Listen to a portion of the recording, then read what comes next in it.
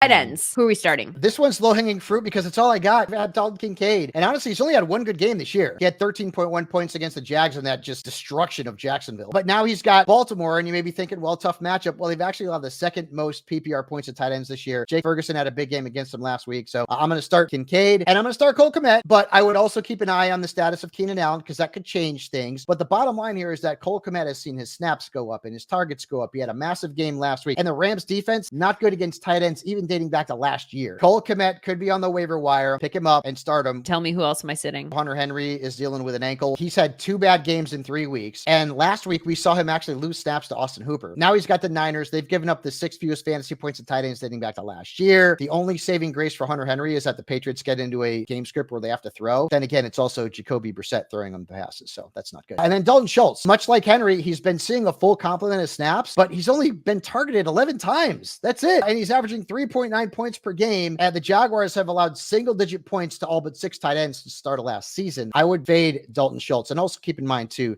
the Texans have Tank Dell. They have Diggs. They have Nico Collins. There's a lot of weapons there. Schultz has somewhat been lost in the shuffle.